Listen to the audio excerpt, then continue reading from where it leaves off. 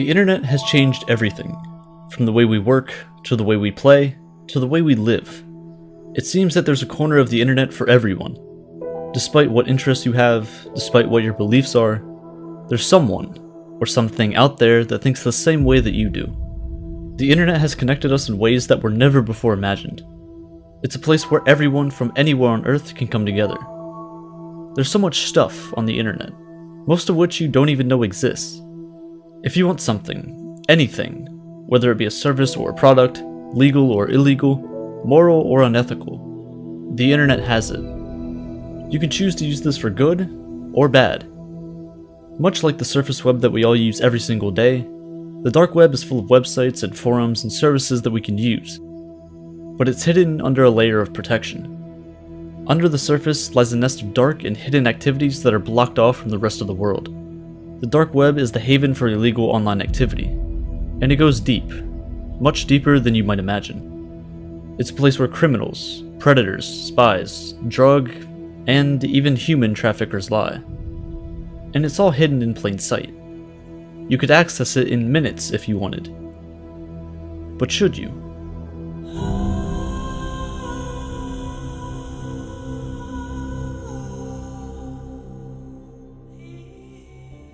You can break down the internet into three separate categories.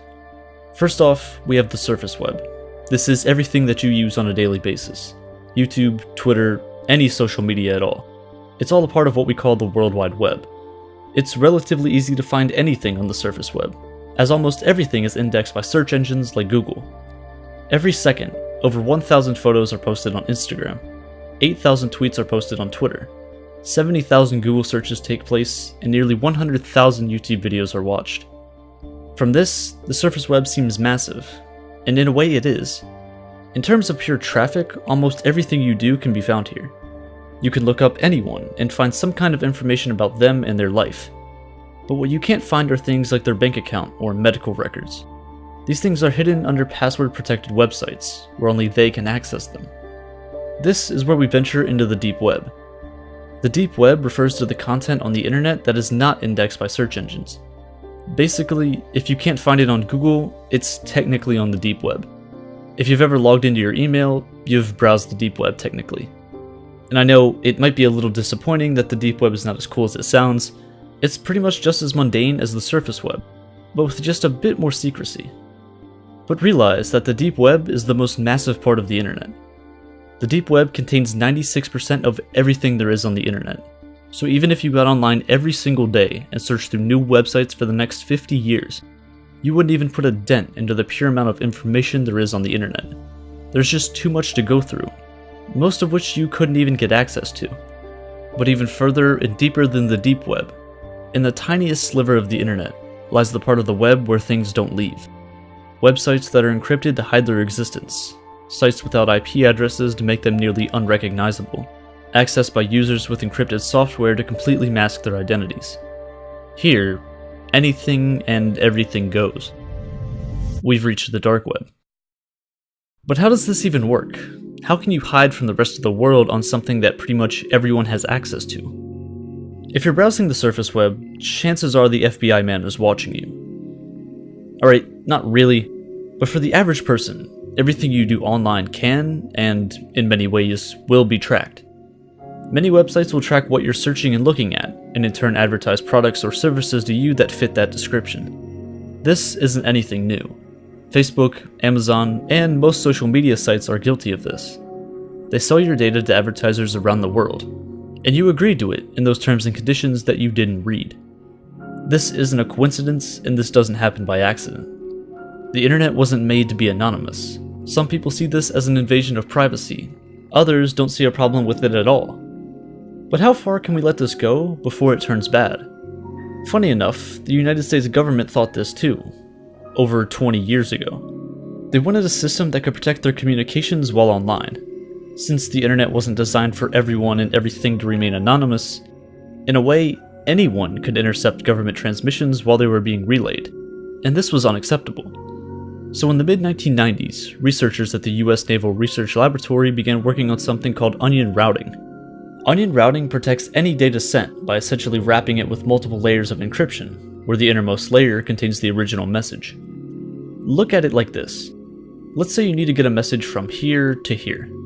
But in order to get that message to the end, you have to go through 3 midpoints. We'll call them A, B, and C. The message is then wrapped in 3 layers of encryption. Each layer only knows where the message previously came from and where to send it next. Nothing else. So the message, or whatever data that was originally sent, remains hidden. At each midpoint, a layer of encryption is stripped, and the new layer's information tells it where to send the message to next.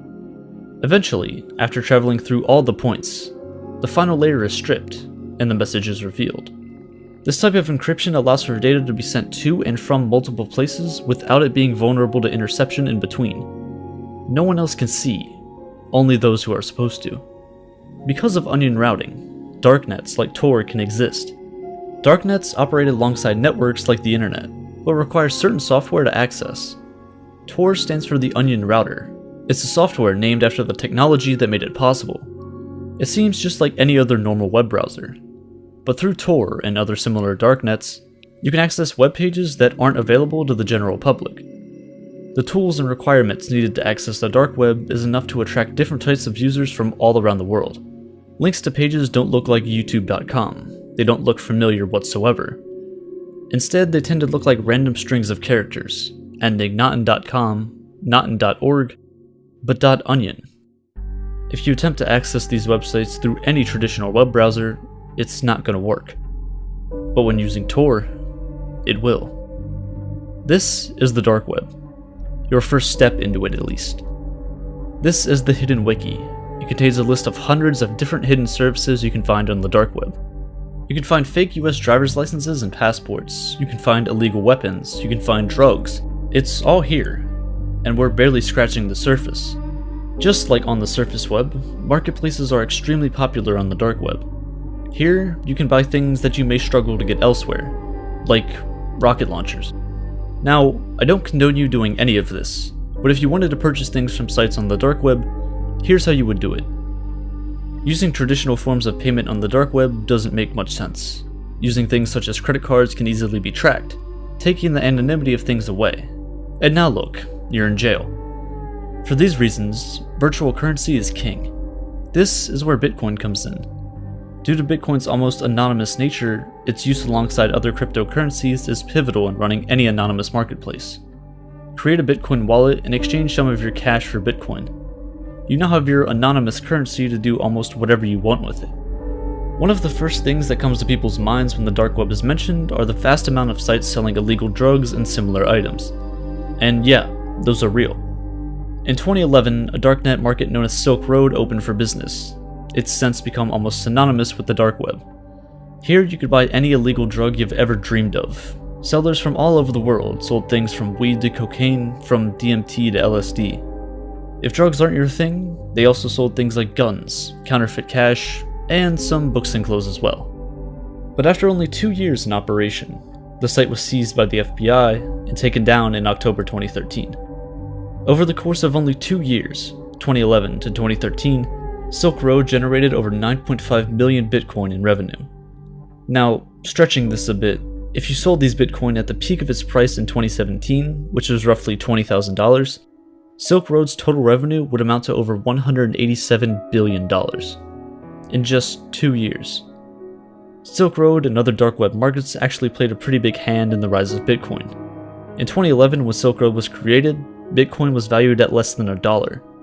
But because the dark web pretty much requires a decentralized cryptocurrency, it was a perfect choice.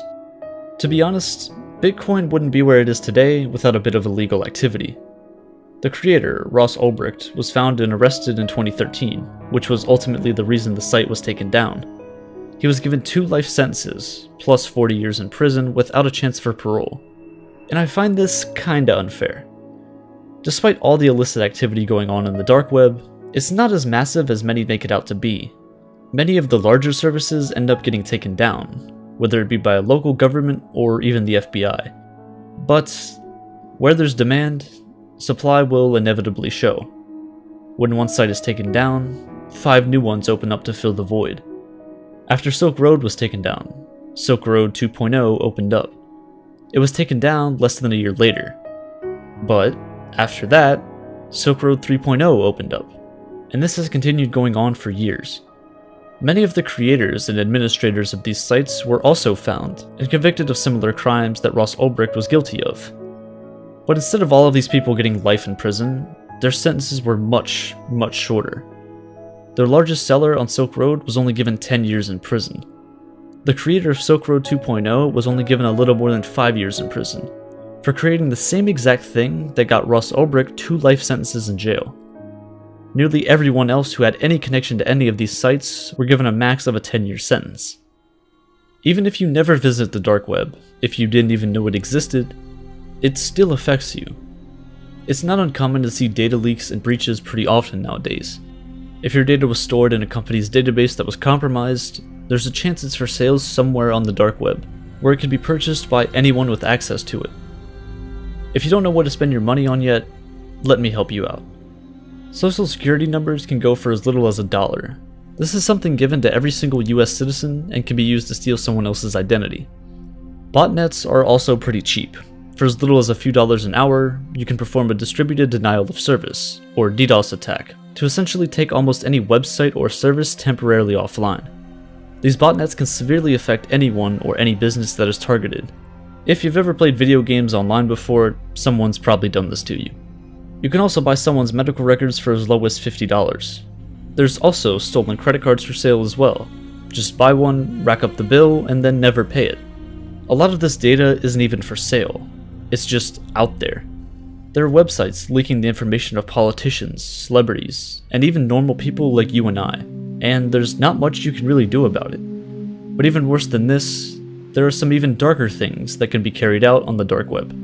There are multiple hitmen services claiming to be able to kill almost anyone in the world you want for as little as $5,000. Many of these have been revealed to be scams, but not all of them. But even though these may be scams, the fact that there are people out there who trust random people on the internet to carry out real murders is concerning to say the least. There's also services selling real human organs. How they acquired these, we'll never know.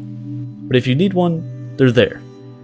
Child pornography is, unfortunately, a larger part of this than I'd like to admit.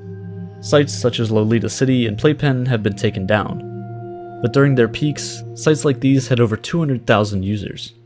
Similar forums exist that discuss ways of abducting children from different parts of the world, where people would have discussions about how to hide them, what kind of kids they owned, and even darker things that they would do to them when no one else is around.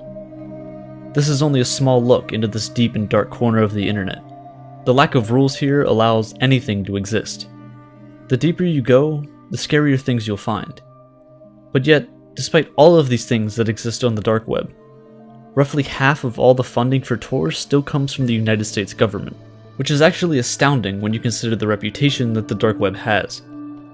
A lot of people that have been arrested and thrown in prison for illegal activities on the dark web don't even seem physically threatening whatsoever. But if you can run a drug empire online, or hire hitmen for a couple Bitcoin without ever having to put yourself in danger, you might not have to be. These are people you could see walking down the street. These are people that are in line behind you at the grocery store. They seem just like normal people, and you wouldn't even know what they're a part of just by looking at them. The dark web is portrayed as the vast criminal underground where millions of the worst people in society lurk. And while this is partly true, it's not entirely that. It's been claimed that there is only around 2 to 10,000 of these hidden services on the dark web, with only a little over half of them being deemed illicit content. But then again, these numbers cannot be taken as fact because, well, hidden services are by design meant to be hidden. Out of these few thousand websites, only less than 6% of people who use Tor actually use these hidden services.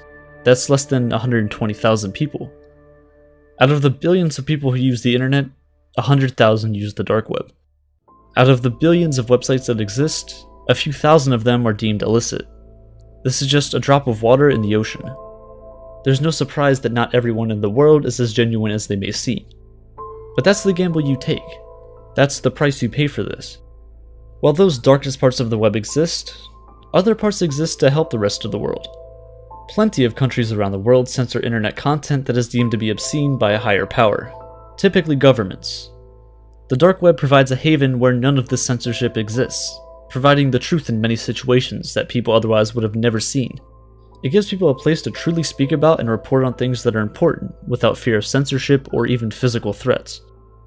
Many of the largest news networks operate dark web services to allow people to come forward with information without the fear of being caught or publicly ridiculed. But, to be honest, everyone puts their entire lives on the internet at this point. 10 or 15 years ago, this would have been absurd and, quite frankly, stupid. But now, it seems pretty normal. In a way, we're slowly giving up internet privacy, but the dark web kind of protects that. It gives people a way to take their privacy and anonymity back. Whether they use this in a positive or negative way is up to them. The drugs that are sold on the dark web, while mostly illegal, can have some positive uses. If you're in a place where they aren't sold, you could purchase them there. While the FBI, governments, and much of the public believe Silk Road had vastly negative effects on the world, Ross Ulbricht thought otherwise. He believed he was doing the world a service. Rather than the violence that can result from the trading and dealing of illegal drugs, Silk Road provided a safer, more genuine experience, which brought opportunity to the masses, and protected people as opposed to putting them at risk. But despite this, despite his apparent peaceful and non-harming nature, he was one who actually used these hitmen services on the dark web in attempts to have 6 different people killed. It all depends on how you view it, and how open you are to interpretations. The dark web doesn't have to be a terrible place. It's only scary if you go looking for things that you don't want to see. You can't necessarily get rid of them, but you can avoid them. There are some things that the average person just shouldn't see. And if you don't want to fall victim to this, I'd stay away from the dark web. Whether or not you believe it's as bad as it's made out to be, if this is the first time you're hearing about it, you probably don't know what you're getting into. And once you're in, you aren't leaving.